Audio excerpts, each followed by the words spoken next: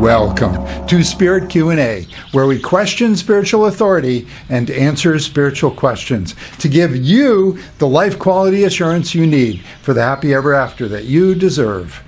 Now, science tells us that we have no free will because only the laws of physics can determine everything. And yet, we know that we have choices in life.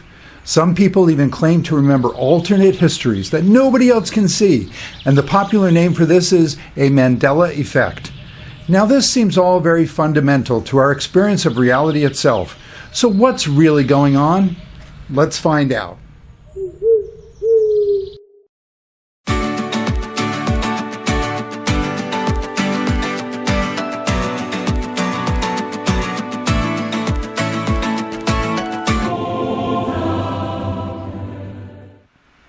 Hi, my name is Carl Johann Schroeder. I'm a spiritual teacher and a life coach, and I am fascinated by the changes that are happening in our reality and world these days that are called the ascension, the time in which spirit and matter, creator and creation, can join together to make us all whole beings again who will be happy and healthy forever. Today we're going to talk about free will and Mandela effects, which actually go together rather well. The point is that on the free will side, we have evidence of science that says there is no such thing as choice, and we'll talk about that. But we know we have choices. And then on the other extreme, we have people who actually say they have so much choice that they have changed timelines, and they actually remember a reality that nobody else does. Somewhere in between is the truth. So we're going to look at this today. And the truth, like the Buddha talked about, the middle transcendent way, the truth is actually more amazing, more spectacular than either of the extremes that were in the popular culture. So let's start with free will. So we need free will. It means our ability to make choices. We need that to be conscious, to be consciousnesses that have a meaningful, purposeful life. If we are not able to have any choice, if we don't even have the choice to be aware of something, then we're unconscious. We are conscious beings. We do have awarenesses, and we do have choices within those awarenesses. What's fascinating is that physics, science, the study of the natural world has come a long, long way, including pointing to the kinds of things that mystics talked about for millennia. The things like that all time is simultaneous, that time and space are illusions of the mind. Even Einstein himself said that time and space are not conditions in which we live, but actually modes by which we think. Einstein is the one in 1905 who discovered that by special relativity, in order for the laws of physics to remain constant for all observers, including the speed of light itself is a kind of speed limit of the universe, then time and space, like distance and velocity and all these things have to be interrelated in ways that mean that all times are present, past, present, and future. So physics teaches determinism. That has always been the goal of the hard sciences, of the sciences of studying the objective reality. We want to have some sense of control. This seems to be an even more fundamental aspect of human nature, that we seek control. So it's ironic that the scientists who claim that we don't have any control actually end up expressing and exhibiting exactly that pursuit of control in wanting to turn everything into mathematical formulas that would predict everything that happens. So let's look at this. Scientists are right, actually. Scientists are correct, but correct in their observations, but not correct in their conclusion that there's no free will. We do have choices. What scientists have observed in several ways that we'll talk about is that there are laws of physics that determine everything. Everything is deterministic. You could pre-calculate everything in the universe if you knew all the initial conditions, which are not possible. You would have to know, the position and the momentum and everything, and every little particle. Not possible, but theoretically possible. So this was the mechanical world that physics dealt with for a long time. And in that world, Yes, everything is predetermined. If from the initial conditions of the Big Bang, some kind of explosion into existence of all the matter, all the energy of reality itself, everything could be mapped out ahead of time by the modeling of the world by mathematics. Mathematics has some kind of amazing correlation to reality itself, which is actually another one of the profound mysteries that people can approach from different angles. As a scientist, you can simply marvel that, wow, this is amazing. I can boil the world down into a few formulas. And then on the spiritual side, people can go on about sacred geometry and the beautiful interrelationships of everything. Both sides are true. In fact, in many ways, many times in life, both sides are true to get to that transcendent middle I was saying. So the point with physics is that you've heard of the butterfly effect, perhaps. In the 70s, there was this hypothesis, but also this reality. They were realizing that because life is so sensitive to initial conditions, there can be things like weather systems or fractals in which you can't ever really pin down all the initial conditions. But if you could, it's true. You could predict everything. And the idea of the butterfly effect was that a butterfly flapping its wings on the other side of the world could theoretically have these magnifying, escalating, cascading effects that result in a hurricane on the other side of the world. So there's that. There's the idea of the butterfly effect can allow for, even though everything could be calculated, pre-calculated, the initial conditions are so sensitive that in effect, you really can't predict what's going to happen. So life does become kind of like John Lennon said, like life is what happens when you are making other plans. You're surprised by what can happen. Then quantum mechanics came along, and a lot of people try to jump on that to say, see, that's where free will, that's where consciousness is. But it's not.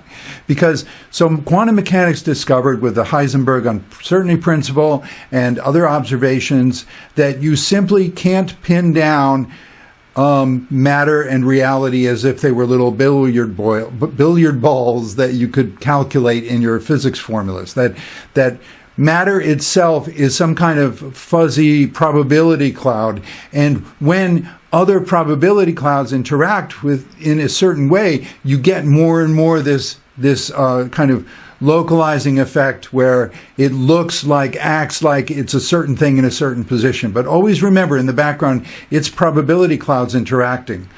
So in some way, all the microscopic, amazing, miraculous effects they talk about, the quantum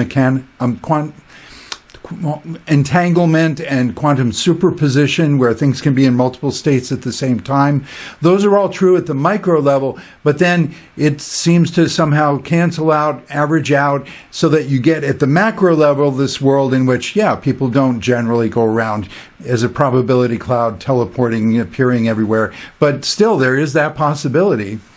So like I said, people want to jump in that and say, well, see, quantum mechanics proves that things are not deterministic, and that's where the free will is. But no. You see, all the equations for the probability clouds, for the wave functions, they're based on a randomness. And that's why that randomness can cancel out at the macro level and result in a world of sort of billiard balls and predictable paths of people and objects.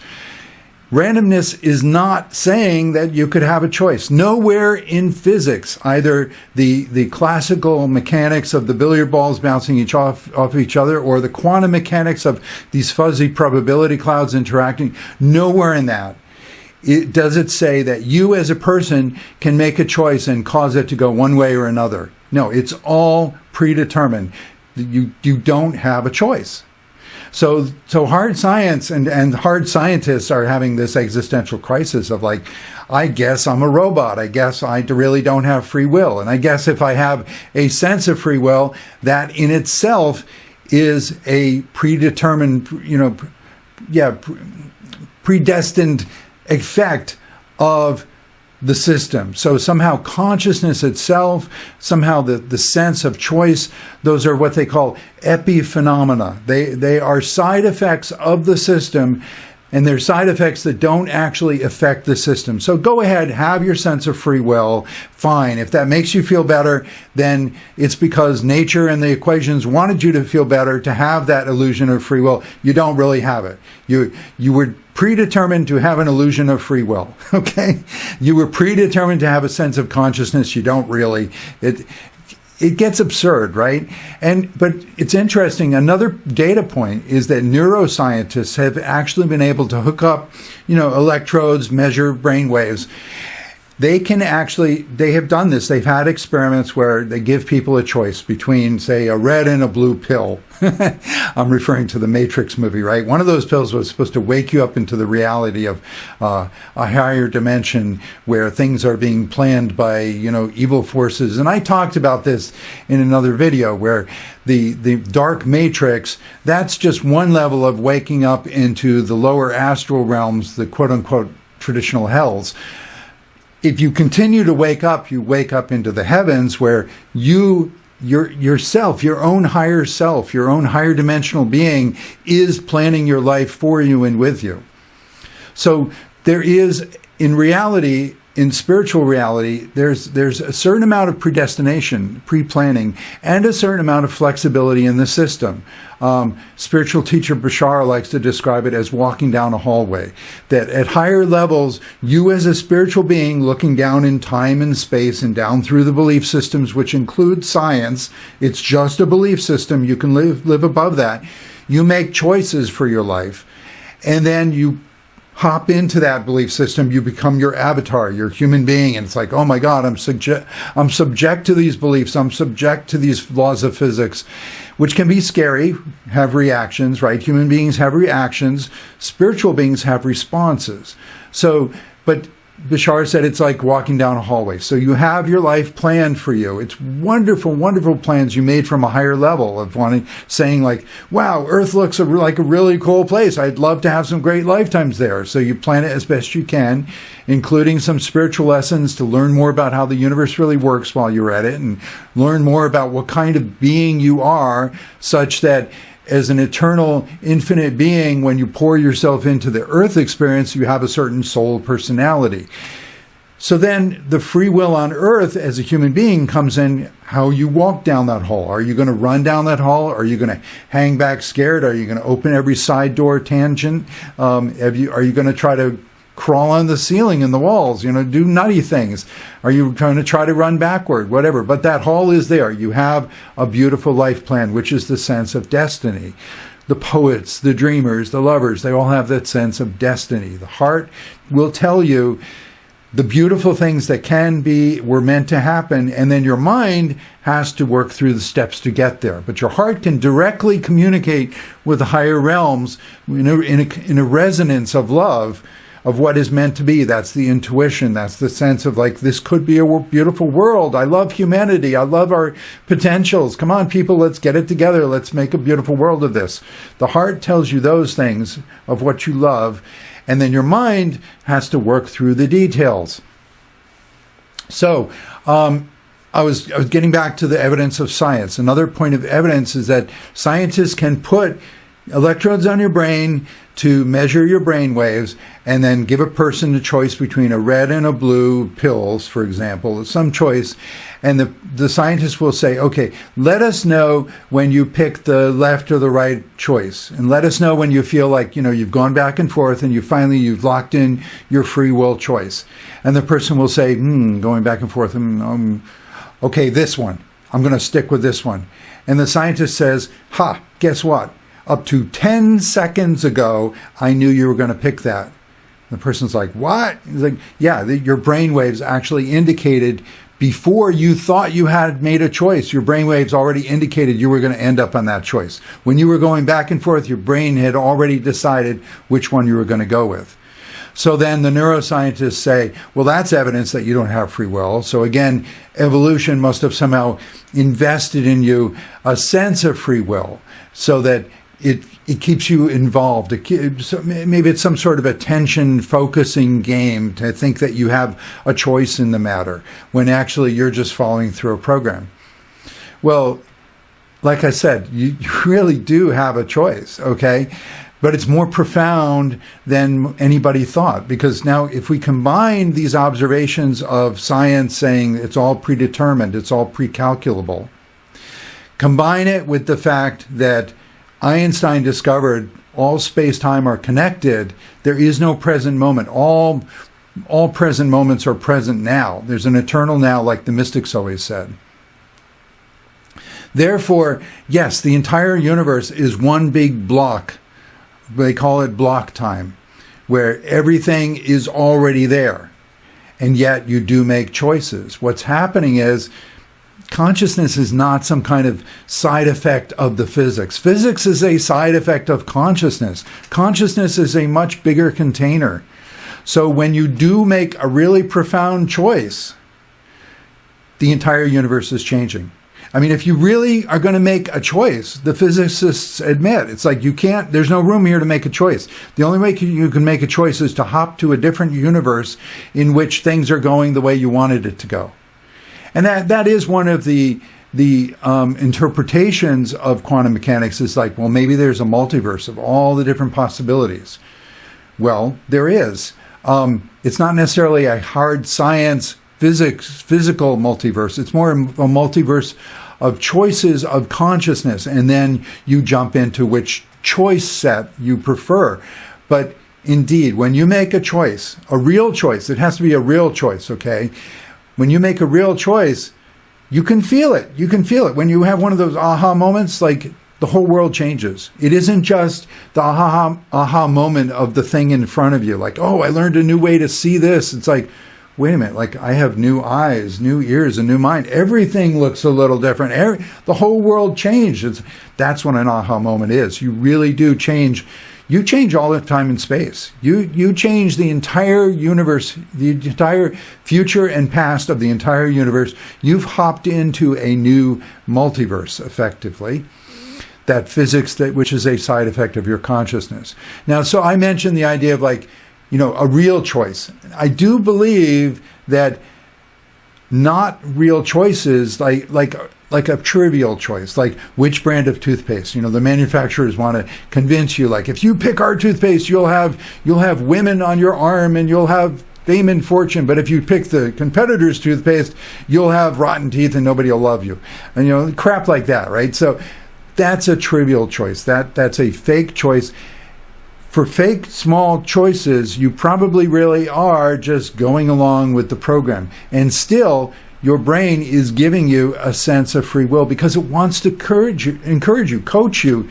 Nature is coaching you in that direction. Life is saying, come on, you'd like a choice, wouldn't you? You'd like to think your toothpaste made a big difference. Like, well, maybe there are choices that really do make a difference. And then when you have a shift and you have an aha moment that changes everything, you're like, that's one of them, isn't it? Yeah, that's one of them. I made a choice, like kind of like that Robert Frost poem, like, I chose the road less traveled, and it made all the difference. So that's my take on free will, that you do have free will, and you are changing the entire universe. And this is what many entities, higher beings, we have this gift of, when we're open to it, higher dimensional consciousnesses will come in, channeling, or even our own intuition, our own spiritual guidance. They all say that we are, in fact, our consciousness, our ability to choose is far more powerful than we knew, that it changes the entire universe, past, present, and future. You are jumping timelines, that sense of a chronology of seeing the timeline of your entire life. You shift that timeline. Now, normally, human beings make very small shifts. And that is our sense of time itself, is that we're making very small changes, but we like to preserve the past. Well, more and more as we move to higher awarenesses of love as the only true power of the universe, and that anything is possible for love.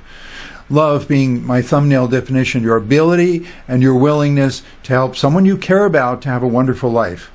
So you start with your own human being. I care about my human self, my avatar that I poured into the system from a higher level of planning through the beliefs into the earth life. I care about my human. I want my human to have a good life. So this is where the idea of preference is very important, because at the human level, we don't really have choices. At the human level, we really are playing by all the belief systems, including the laws of physics. We are just barely aware of like marching through our program, marching down the hallway.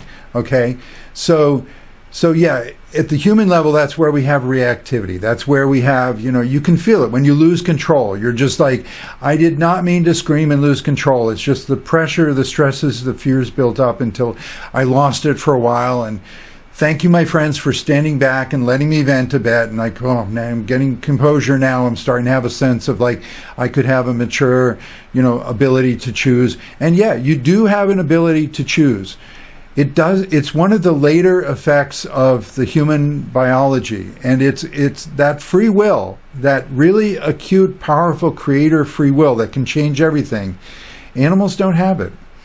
Animals are wonderful. Animals, plants, the whole Earth ecosystem, many ecosystems working together. Beautiful, beautiful stuff. Okay, animals have thoughts and feelings. They play, they love, they grow, they learn everything. And yet it's quite pre-programmed. They are following instincts, which is why it's really sad when you see with climate change and the earth changing, animals are not nearly as adaptable as human beings. Human beings can run back and forth and put on a coat or, take off clothes or air conditioning or whatever. And that tends to accelerate the problem until we really take charge of the earth itself. We're meant to be the stewards of Earth. You are a part of nature, absolutely. You can never not be a part of nature. And the Earth is just so loving you, looking forward to when you fully wake up and become the conscious creator on the planet, boots on the ground for the creator intelligence, able to co-create with the Earth and accelerate evolution. Right now we have accelerated evolution with our industrial revolution and information age and feeling very separate from nature and making some really bad choices that have really terrible effects. Gosh, I could go into stories, but there is one famous story of the chemist who developed leaded gasoline. You can look up this guy. Long story short, this one guy, just one guy, he knew that what he was developing, leaded gasoline for automobiles to reduce engine knocking, he knew that it was very toxic. He was suffering lead poisoning himself, but he hid the effects. The companies he worked for, they all loved the idea of the money that they would make from this. Everybody else, just one way or another, we all went along with this. And the result is, for decades, every internal combustion engine was spewing lead into the environment. We now have a level of lead around the world, like places where people have never been, they can measure the lead. And it has had traumatic effects. It has reduced the humanity's overall intelligence. It has increased humanity's overall violence because it's very frustrating to be in a body that's like damaged by lead poisoning. The heavy metals, the heavy metals tend to take the place of other chemistry in your body that should be functioning. So one person can have incredibly big, unfortunate effects, and all he thought was like, well, I'll get away with this. I'll make a lot of money. A little toxicity, no problem. It was huge, and everybody went along with it. And this is a profound concept that spiritual teacher Lazarus talked about. He helped me a lot in my 20s when I had a big spiritual awakening after college. He talked about how you may think that things in the world are decided by groups or societies or cabals, conspiracies, but in fact just about everything in the world is decided by one person, and often like having no idea of how big the ripple effects will be from their decision, but it all comes out of their energy. People who are deciding from their heart or deciding from their mind, their survival ego. One person alone is deciding like just about everything, and everybody else quickly goes along with it. So we adopt each other's ideas, we adopt each other's choices, and this is the point of the ascension, the awakening. Sifting through your choices, realizing like, in your higher moments of reflection and self-awareness, like, man, my human being is suffering and struggling. I don't like this. I want my human life to be better. How can I change it? Well, you don't change it by trying to force the system, because then you're in the physics. that says, you can't make any choices. You're just going along with the program. No, you have to be at the higher level where you do love and you sort through belief systems at a higher level of consciousness. You actually can tinker with the sort of substrate, the foundation of reality itself by adjusting the belief system. And you do it for love. You make fundamental belief changes like, this isn't a dog-eat-dog world. This isn't a world where nobody cares about me. I am loved. The universe is alive and intelligent, and life is beautiful, and there's a plan for me. There's a destiny, and you have gifts. You are valuable. You are needed by certain communities. Not everybody wants you. Not everybody likes what you have to offer, but certain people, certain communities are where you belong. You want to serve your community of which you are a part. You can be incredibly valuable, flowing, gifted, happy, wonderful in the right places for you, in the right ecosystems for you. Okay, so let's see. I've gone on some concepts here. Let's talk about Mandela effects. So there's this concept that it's named for Nelson Mandela. Okay, the idea is that some people, they just suddenly start hearing like, wait a minute, you don't know what I know? We don't have the same past? Like, I remember, so this is what it's named for. I remember when Nelson Mandela died in prison. He didn't go on to be president of South Africa or whatever. I mean, he died in prison, and yet now everybody says, no, he lived, and he got out of prison and became president, and, huge changes for apartheid, and like, that's wonderful. And well, so there is this concept, and it's very kind of sci-fi, and it's very fantasy, and you can see how it feeds people's sense of self-importance, that, I know too much, and like, who might be after me? So there's a whole conspiracy side with the Mandela effects, the glitches in the matrix, the reality changes, like, oh, they're going to silence me, they're going to come after me, which is really an expression of that person's fear. They don't know what's going on. They're playing around with this idea that reality could change out from under them, and they're kind of scared by it. And yeah, see, the thing is, I like to call it the human poignancy. Human beings are very poignant, very vulnerable, very needy. And we see our needs as curses, as like, oh my God, I need money, I need food, I need a home, I need this, I need that. And I threw money in there because, yeah, we have a society where money is extremely useful, but that's not the only kind of wealth. There are a lot of situations where money isn't going to help you, but friends, love, faith and trust and connection with the divine, those are going to really do it for you. But yeah, the idea of the Mandela effect, that people can get self-important, and the human poignancy is we do have needs. Everybody really, really wants love. Everybody wants someone they can trust. Everybody wants and needs someone to take care of them. Everybody wants and needs some security, some comfort, some luxury, some pleasure. This is baked in the cake. You are meant to be a human being who has these needs and desires. It all depends on where you seek these needs and desires from. Abraham Hicks, spiritual teacher, likes to quote that song, looking for love in all the wrong places. Looking for love is human. It's beautiful. Look for it in the right places. Connect to the source, to your higher self, to your soul, and you will get someone who always loves you, who always watches over, who always takes care of you. But if you look to money to be the thing that will always take care of you, look to your boss and you worship your dictator or your abuser or whatever, you're not going to get the love you always need, and you will feel it. The human being is highly sensitive to the entire system. If you put your faith and trust in things that aren't trustworthy, you will become a very anxious, nervous, scared person.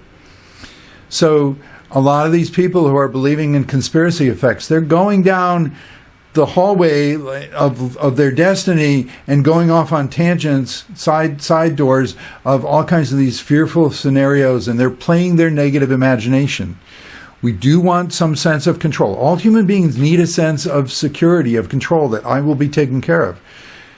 That control is not gained, though, by trying to manipulate and dominate the physical reality. That control is gained by working with the higher levels of love and predetermined destiny of a beautiful life there's already a control that's offered to you. Just surrender to the control that's already there, as Bashar talks about. So yeah, I dismiss all the conspiracy theory nonsense, but I'm not dismissing the idea of sort of glitches in the matrix, that things shifted and some people remember some things that other people don't. What I want to point out to you, though, is that you see, you get a lot of these paradoxes, these extremes in life where people say like, oh, these things changed for me. And then other people come along and make a very good argument that, no, they didn't change. Those are popular misconceptions. And you're having a false memory. You're having a fantasy of being more important and more powerful than you really feel like you are. Well, I would claim, again, like that idea I was saying earlier, like, before you make a really important choice, you might make little trivial choices like which toothpaste to use. And your biology goes along with it. Life encourages you. Yeah, go ahead. Believe in free will. Like that's the right direction. The direction is important in life. We're not always like doing it fully yet, but the direction is important. So it's important to believe in Mandela effects. It's also important to be skeptical of what is a real Mandela effect. Because the fact is that with Nelson Mandela, it's not likely that of course, there can be other timelines where Nelson Mandela did die in prison. But a lot of these people, what's curious is the people who think Nelson Mandela died in prison, they also tend to be the people who didn't know their geography, didn't know their history, largely Americans who weren't paying attention to the news, don't really know what's going on in other countries. But I don't want to criticize. Like I said, Mandela effects are a real direction. It's something to believe in. Just be skeptical of, have I got a real one yet? Or am I just sort of in training, in wishfulness in the right direction? Nobody in South Africa ever reported a Mandela effect of like, I live here and I know he died in prison. People who keep up with the news, people who know the history, none of them ever claimed a Mandela effect. If they did, that would be more evidence, right? Other Mandela effects, it's interesting how they tend to be kind of childlike. Like one is like C-3PO used to have two gold legs. Now in movies you find out in the beginning, the story was C-3PO, the robot from Star Wars, he was put together from spare parts. So one of his legs was actually a silver non-gold color. Later he got a nice set of both matching gold legs. But people who teenagers, kids who loved Star Wars, they're like, wait a minute, I was just a kid, I didn't notice all the details, and now I notice like the C-3PO in the first Star Wars movie has a silver leg. Reality must have changed. It's a Mandela effect. And no, it's not. It's a popular misconception. Another one, like the Berenstain Bears, that's how it's said and spelled, Stain, S-T-A-I-N. It's a cartoon for kids, but the popular, normal way you would expect a word like that, a sort of a Jewish German word, would be S-T-E-I-N, Stein. Instead, it's spelled Berenstain Bears. It always was. That just when people notice it later and they've heard about Mandela effects, like, ooh, I'm special, I'm important, I had one too.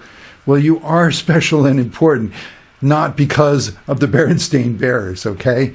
A lot of examples like this, and psychologists have tested it. Okay, so another great example is there's the Monopoly Man figure. There's a little character with like in a top hat, a rich guy, Monopoly Man. And then there's Mr. Peanut, who was a Planter's Peanut character with a top hat and a cane and a monocle. And these two images were in the pop culture at the same time. People tended to assume that the Mr. Peanut guy with the monocle, that's more of a complete stereotype of, this rich person, turn of the century, whatever. So they assumed that the Monopoly Man must have a monocle too. And then later when they notice he doesn't have a monocle anymore, reality changed, what's going on? It's like, no, people who have never grown up with Mr. Peanut and the Monopoly Man, the psychologists can find people who never were exposed to that, show them the pictures, and then take them away and ask them, does the Monopoly Man have a monocle? Well, guess what? If the people were first told about Mandela effects, the person's very excited. It's like, the person says, of course he has a monocle, and then they show him the picture. He doesn't have a monocle. It's like, oh my God, Mandela effect just happened in the last few seconds. It's like, no, it didn't. It's because the popular misconception. Your mind is filling in the details. So that's a reason why people can be very skeptical. And then those in the test with the two images who were told about cognitive bias and such, they said, oh, I thought he had a monocle. Obviously he doesn't. Yeah, that's a really great example of, the mental assumptions. See, your brain is amazing at smoothing out the details. One of the great examples of this is the blind spot. You actually have a blind spot where your optic nerve at the back of your eyeball connects, and there aren't receptors for sight around at that nerve point. So you actually have a spot floating around in your vision where you don't see anything, but your mind is always filling it in so that you never notice. But you can do it where, one of these tests, find them where you stare at a point and you can move your hand until your hand disappears. And you're like, what's happening there? Your brain is not filling it in as it normally would. Your brain will fill in things. Your brain will smooth things out. Your brain will even invent experiences that aren't really there because your brain is being helpful. Your human brain is putting it together. It's like, hey, boss, I know you need the executive, summary here. You can't get lost in all the details. So it's not like your unconscious mind or your subconscious mind are controlling you or manipulating you or the men in black or whatever. No, it's life being helpful. You are being given an executive summary overview of life. So, for example, vision again. There is no color. There's no color red or blue or whatever. There are no colors. There are only wavelengths of light. Your brain is actually turning wavelengths of light into a subjective experience of color.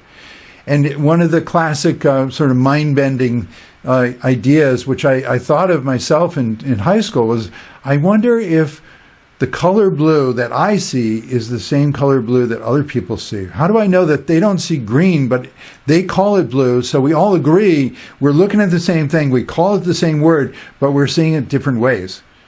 That's true. You'll never know. Because in philosophy, that's called the qualia.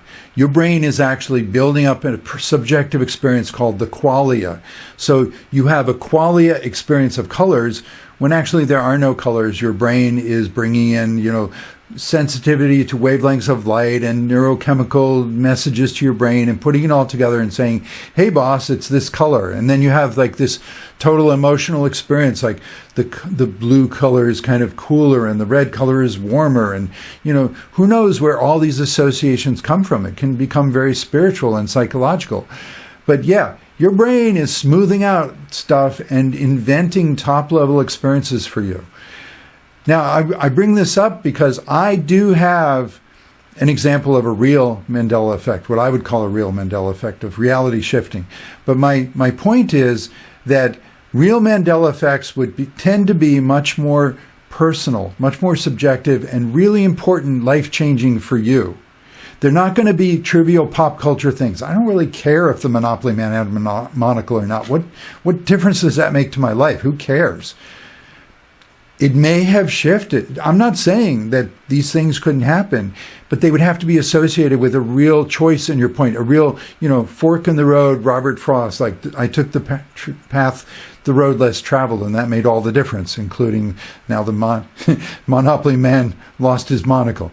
But so I want to say a lot of these effects that people talk about, notice how they're kind of pop culture oriented. They're also very childhood oriented, cartoons and popular shows and stuff and things you remember from childhood.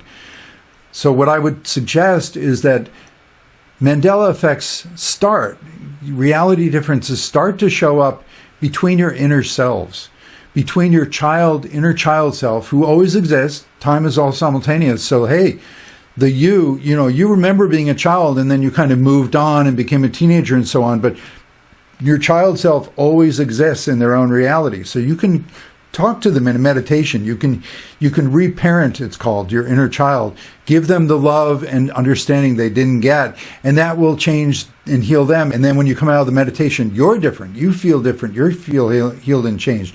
You're able to go further in believing in yourself, because now your child sees it as their inner grown-up came and visited them and validated them, maybe consciously or maybe half consciously in a dream or whatever. It changes them, it changes you. So it's all one network. It's all like a big web shifting. You can shift it around. So you don't get these like discontinuity like sci-fi. They're so afraid, like, oh my God, if I go back in time, what if I prevent my parents from meeting? Then I will disappear. It's like, no, come on. Time space is a fabric. It'll just shift around. Things that are meant to be connected will stay connected. Don't worry about that. Just follow your heart. Follow your love. If you need to go back in time in a meditation, change your childhood for more love, do it. Your life will be better. Everything that was meant to stay connected will be connected, and more and better. So my point is that the Mandela effect, for a while there, I was kind of annoyed. It's like it's named after this, like, basically bad geography. Like, people who didn't read the news that Mandela didn't die in jail. But then I thought, actually, the symbolism, the energy is really good, because it's like, just like Nelson Mandela did not die in jail and he went on to change the country, so too your inner child did not die in your childhood trauma and will go on to change your life as you work with them. So actually it's kind of a beautiful symbolism there. Life is very dreamlike. If you work with your dreams, you appreciate the symbolism. One of my soul's phrases is, nothing is real unless it's symbolic. Kind of counter to the idea of like, oh, symbolism is just ideas. It's like, no, there needs to be a really profound meaning association, a symbolism, a sort of network of connected meanings for it to be real. And then you can have the objects in life. So your child never dies. Nelson Mandela never died. And another Mandela effect a friend of mine reported was, she said she is of this group that remembers when the Capitol building and the White House were in the same building. And I just thought, that is exactly the kind of misunderstanding that a child would make. Exactly, because, see, one characteristic of belief systems on their own is how consistent are they? There's a truthfulness is in the consistency of the system itself. So to say that the private residence of the president and the office building where all the legislators meet in many offices, that those could be in the same building, that's inconsistent. No reality would do that. It's just, you wouldn't want your leaders in the same building like that as a vulnerability. The president does not want to live in all the offices, raising their family among all the offices and traffic. And it doesn't make any sense.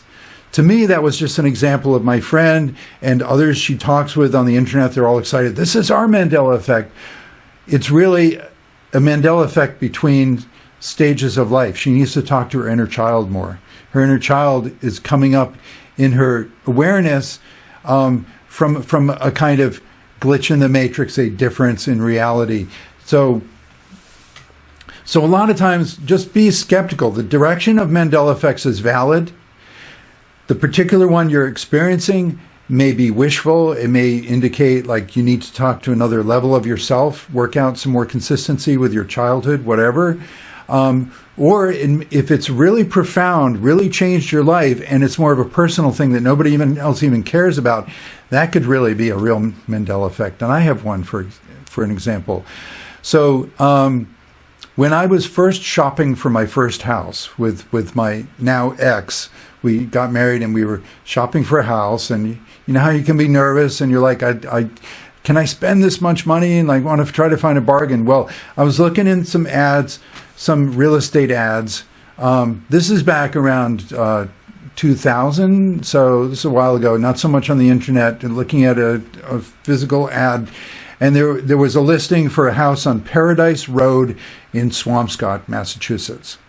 Now, Swampscott is a sweet little coastal town north of Boston. I had been there, so I knew, like, that's a nice place.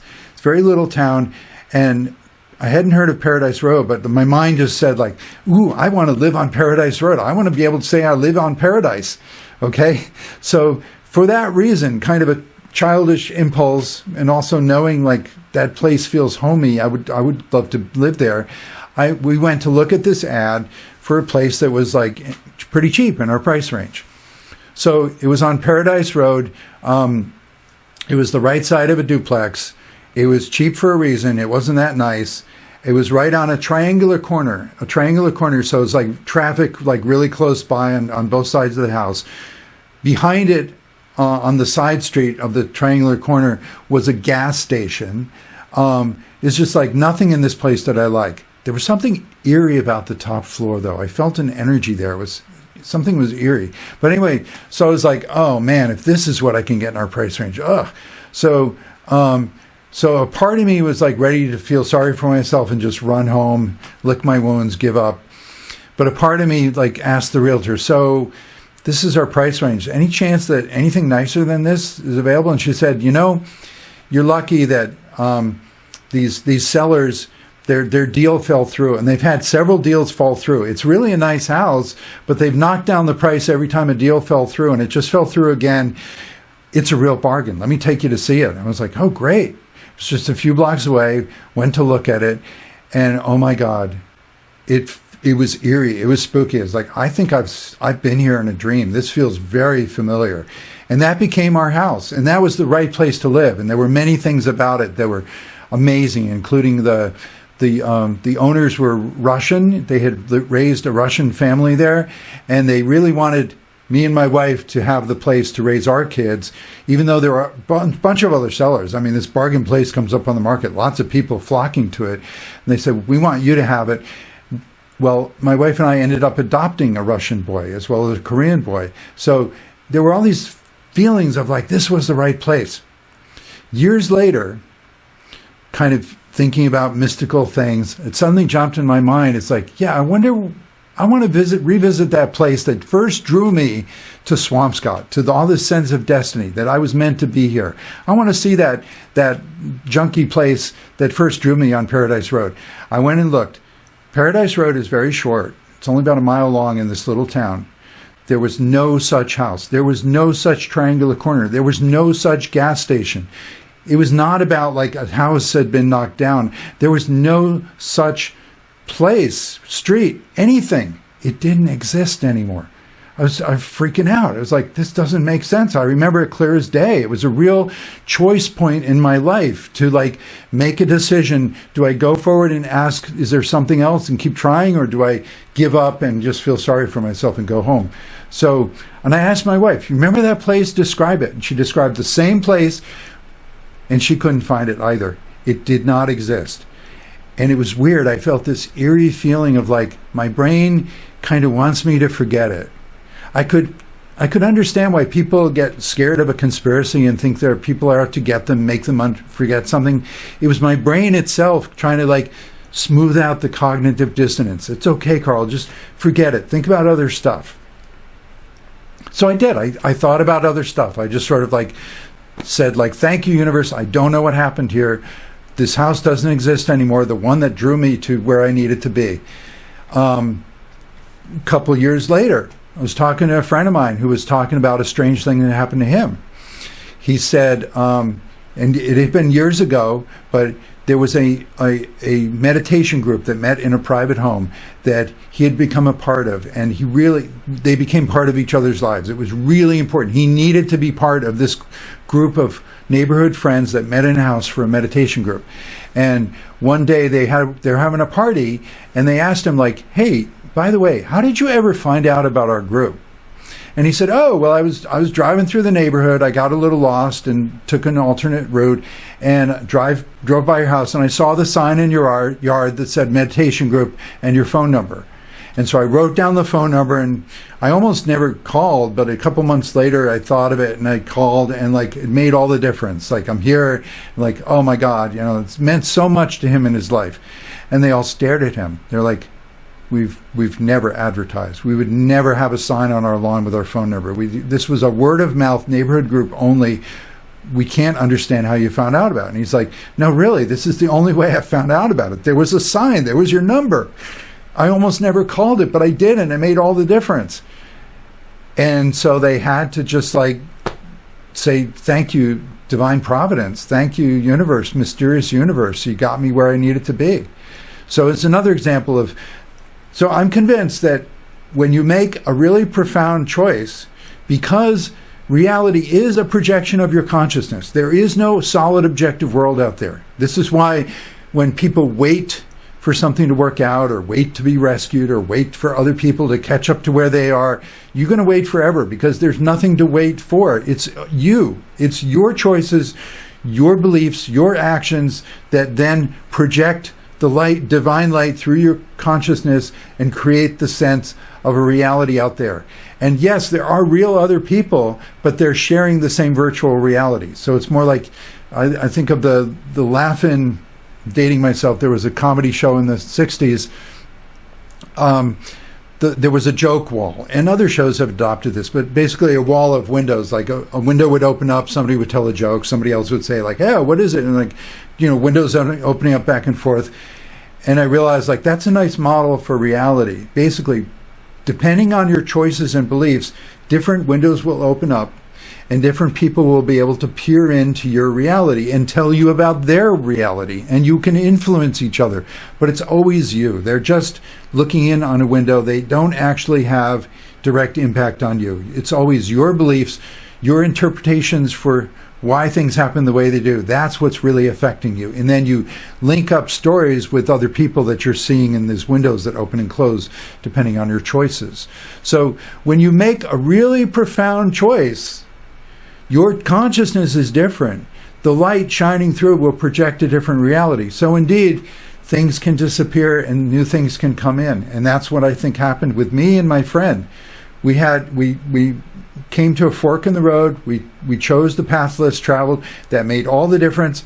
And some things disappeared and other things came in their place.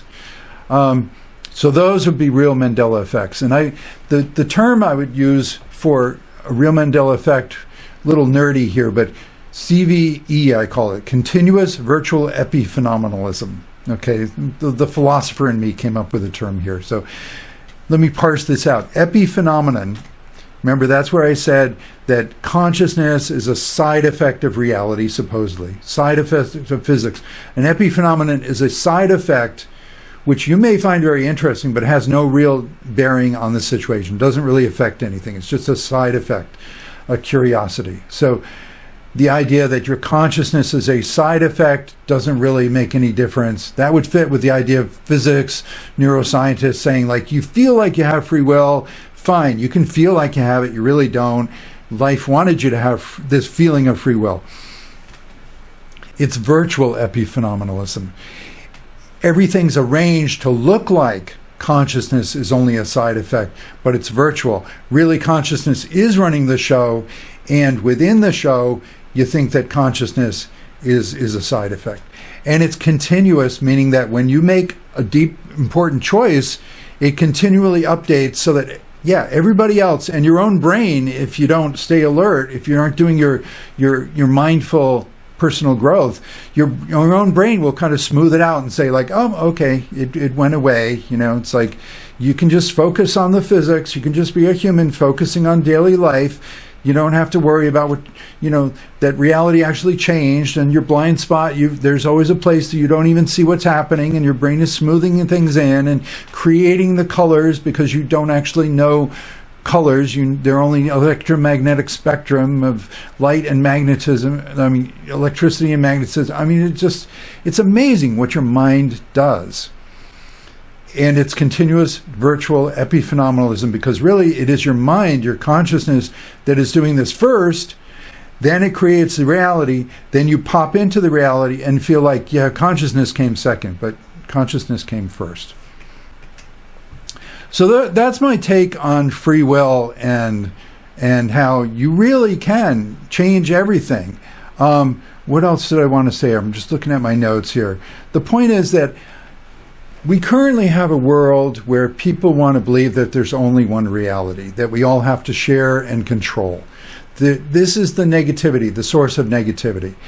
That human beings who feel like it's me versus the world, I've got to control things, I've got to get more money, get more this, get more that.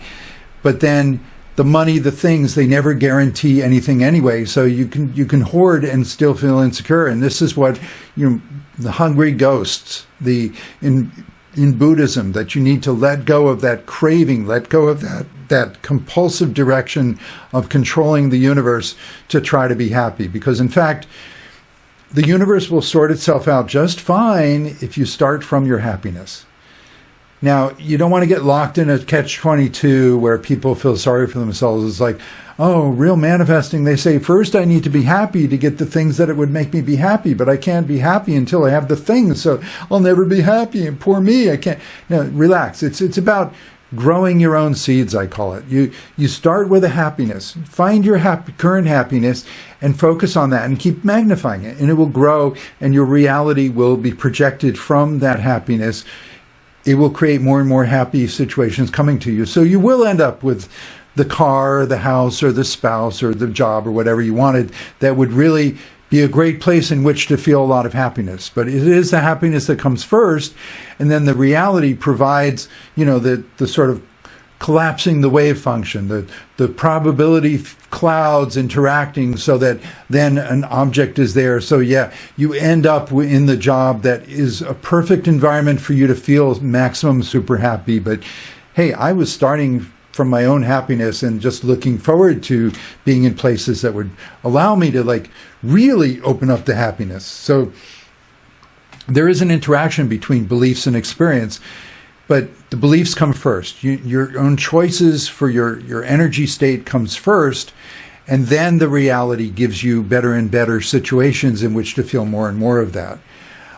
So they reinforce each other. Beliefs reinforce experience, which reinforces beliefs, but beliefs came first. So my point is, negativity comes from human beings feeling like they're alone in the world, and they're trapped in this predetermined physics, and they're just compulsive to try to get guarantees. This is the looking for love in the wrong places.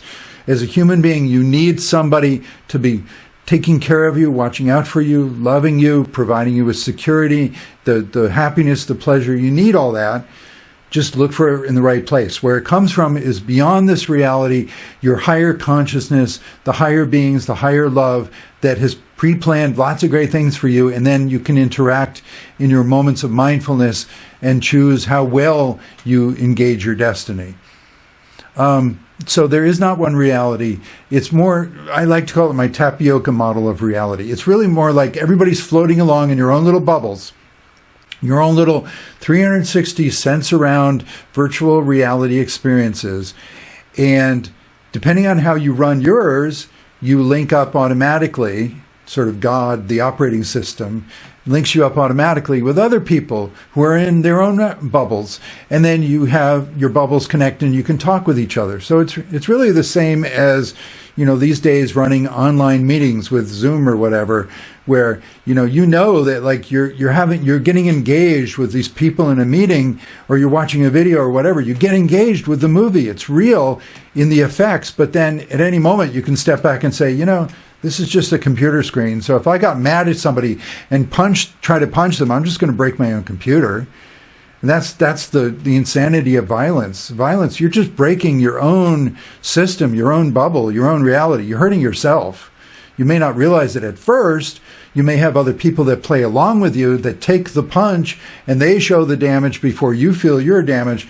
But it all comes out in the afterlife. The idea of the afterlife review, when you pop out of the belief systems and you're a higher being, you have to go through that layer of collecting all the energies that you really have built up in your bubble.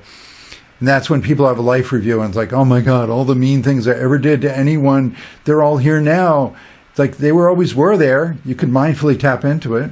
But also all the loving things you did. You collect those.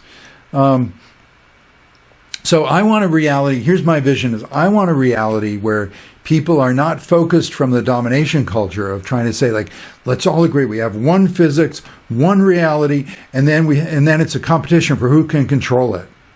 No, instead I want lots of realities. Everybody's in their own bubble. It's fine if you have things in your reality that I've never experienced. It's fine. We have real Mandela effects, all kinds of wonders, and what's connecting us is the love. What's connecting us is not the physics. What's connecting us is the love.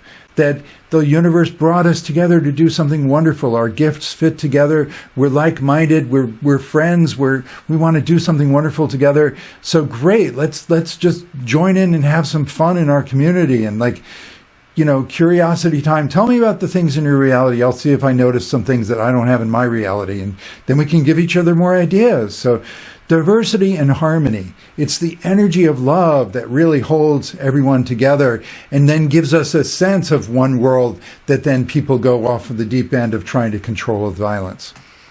The final thought I have is, as I was preparing this video in my notes, I was remembering man, I had this really amazing experience that I call it the dream between dreams. So if we want to talk about the real source of pure consciousness that could change everything, would be the real source of your whole reality. You could jump timelines, you could go into a new reality where the problems you were struggling with yesterday, they just aren't even there anymore. And you're ready as a person to be in a world where you don't have those problems anymore. That's how to change the world. You change yourself. And yeah, you may have assignments from your soul. It's okay, work on, rebuilding something here and feeding the hungry here and, nurturing nature here. But don't get locked in thinking oh my God, it's just me. I have to fix the whole world. No, it's little exercises to change you so that you become the person who knows your love, who knows what kind of love that the world could run on. And then you're ready to hop timelines into the world where, now everybody else, surprise, everybody else was doing that kind of thing too. And surprise, as much as you're ready for, you can hop into a whole new world that you're now ready for because you were cultivating your own garden. You were growing your own seeds of happiness and vision and love.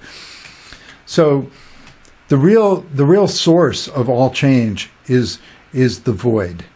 The void, the womb of the goddess. There is some people experience it as a very scary place. I experienced it as a very blissful, amazing place. It is the goal of all meditation. It's the holy grail. It's basically objectless consciousness. Now, when you meditate, you're closing your eyes. You're kind of getting into your good energy and letting go of any kind of worries and doubts. And basically, the default state of existence is this pure love, this pure bliss that will always take care of you. The more you tune into that, refresh yourself in it, the more you can jump back into a reality where, oh yeah, I let go of all the problems and now look what's in its place. It's something wonderful. Kind of like that, the Mandela effect I had where I let go of the house that wasn't right for me. I dared to ask the realtor, is anything else available? And she's like, oh yeah, we just have this amazing one. It felt like the universe was saving that one for me, really. That's why the sellers had, their deals kept falling through and they kept dropping the price. It was waiting for me. It's amazing. You can have those feelings of oh my God, this one's for me. This one is for me. So it's not just synchronicities. It's not just opportunities that you have to take and grab before someone else does. It's you feel it this one is for me. I'm loved. The universe cares about me. That's an amazing feeling. So the void experience is if you have a meditation or just a lucid dream, in my case, or just some sort of moment between moments where everything goes away and you're aware of consciousness itself. You can be conscious of being conscious. You don't have to have any objects. You can just be in this pure energy of love and just aware that you exist, aware of your own awareness. I had what I call the dream between dreams, a lucid dream in which I was just floating in a void, infinite black space. It wasn't even black. It was nothingness. And I had no body or anything. And yet I was very aware of all this blackness, this void. I was very aware of myself in it. And it was very blissful. It was very peaceful. And it was very empowering. And I knew that I was in the space between dreams. And in the lucid dream, I thought, this would be a great place to redesign my life. And I thought, I'm going to plan the most wonderful dream. It'll be such a wonderful dream. It was so wonderful. It will like make everything work in my life. And it'll be so wonderful. It'll be one of those dreams where even if you forget it when you wake up, you're going to feel so good. Your life is going to work great. So I planned this whole dream, the most amazing, perfect dream, foolproof. Even if I forgot it, I'd feel great. And I kind of snapped my non-existent fingers in the void. And I expected to go into the dream. Instead, you know what happened? I woke up. I woke up in my bed. And the first reaction was like, oh, darn it, I forgot that dream. I don't know what the great dream I planned was. But then I remembered, like, yeah, I planned it so that even if I forgot it, I would feel really good. And you know what? I'd feel great. And I was high for days. I was like so happy. Oh my God, it was amazing. And then it kind of, integrates, washes into normal life. It took me years to finally realize and appreciate, you know what? I think I'm still in that dream. I think I didn't wake up from and remember the dream that I had planned, because this is the dream. I changed my entire life from the void, from the womb of the goddess. That is that space. That's what that space does. You can change everything and become that. It took me years to finally appreciate it. And it was a kind of a surreal feeling of like, whoa, it kind of spooks me sometimes, but in a good way. But it's like, I think I never woke up from the most wonderful dream that I planned in the void. So I thought of it the other day again when you hear that phrase, there was a man who dreamt he was a butterfly until he became a butterfly, dreaming that he was a man. And one more data point is there is a guy, Cornelius Christopher, an Australian, I think he was a landscaper, and I saw his story online a couple of years ago. It was very inspiring. He was a really nice guy and a nice wife and everything, but really chronic depression, and just like reached a point where he's like, I got to kill myself. I can't take it anymore. And his wife, he's being honest with his wife, and he's like, I don't want to do this to you, but I just can't take it anymore. And she's like, please meditate, like something, we got to change something. So, his wife was out one day and he's like, this is it. I'm going to kill myself today. But then it came to him, his wife saying, like, try meditating. So he's like, okay, I'll try meditating. He was catapulted out of his body into a void, into a place of utter blackness. Nothing was there. And he was terrified. And then this light came to him, and this point of light, it expanded and it sort of exploded into him. And he had a kind of life review and a life purging. He said it was agonizing pain for, he didn't know how long. It felt like forever, but maybe an hour or so in his meditation. But this agonizing purging pain that like cleared out his system. It's like he had to have a fast forward, a quick reset. Like his consciousness had to go through all the pain of his depression and what was leading him to want to kill himself. But it was a purging experience. And then when he woke up, he was different. He no longer had mental chatter. He no longer had that monkey mind that was torturing him. He felt very clear.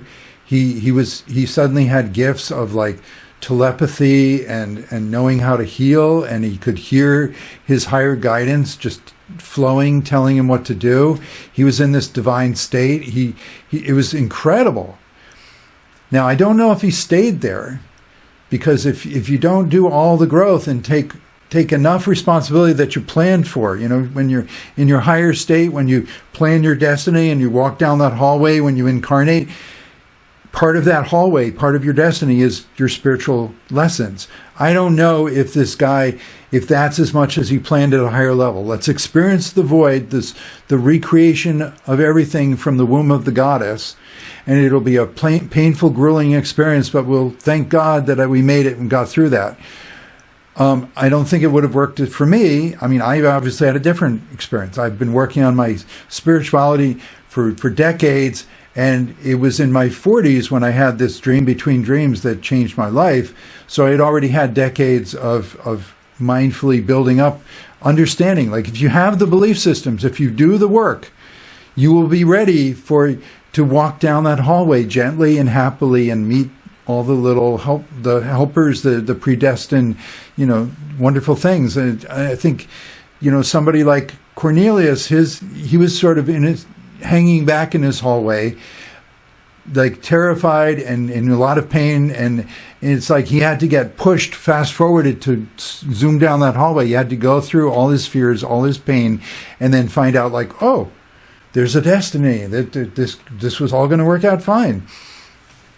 So whether your void experience is painful, horrific, or blissful, wonderful opportunity to plan your life, you have a destiny. You have a higher self. It can all be beautiful. So go ahead, embrace your sense, your wishfulness for Mandela effects, for supernatural things, for ETs to save you, whatever. Go ahead and wish for those things, and then let it go and see what the universe really delivers, what your destiny really has for you. Because a lot of the fantasies, a lot of the wishfulness, a lot of the first ideas of what's possible, those are looking down the hallway. Those are like what might be possible. And then you start stepping and get in the flow and let the universe be more magical and amazing than you expected. Because wonderful things are destined for you. You are beautiful. You are amazing. You believe in yourself. There are places where you belong, where to thrive. And a lot of us have had experiences of being in the wrong places, holding on to and trying to, because we were taught all these negative beliefs that you aren't wanted and you aren't valuable. So we cling to what little we have. Maybe an abusive, unhappy person got their own issues. We cling to them and we try to convert them and get them to love us, and they don't, and it's very painful. Let things go.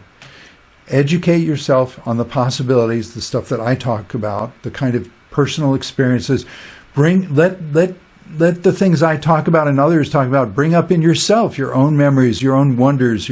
Let yourself open to a dreaming life. Let yourself open to the magic, and you will be healed step by step. It's gonna be wonderful. It's fine. It's beautiful. So yes, you do have free will. Yes, realities can change, and yes, you have a destiny, a plan. So just let it happen and enjoy. Thank you. Hey, I wanted to show you the t-shirt I was wearing for this video, most appropriate. This is a quote from Hildegard of Bingen. I talked about in my reincarnation video separately. She is another lifetime of my soul. I overlap with her. She is my soul sister. The quote in German is, Die Gräslein können den Acker nicht begreifen, aus dem sie sprießen. What that means is, the little blade of grass cannot comprehend the field from which it grows. We are all part of a larger system, a larger ecosystem. Just feel your love and belonging. You cannot understand how much you are loved and belong, but you do.